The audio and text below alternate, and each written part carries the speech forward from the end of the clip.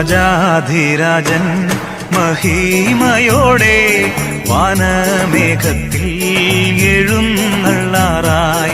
രാജാധിരാജൻ മഹിമയോടെ വാനമേഘത്തിൽ എഴുന്നള്ളാറായി.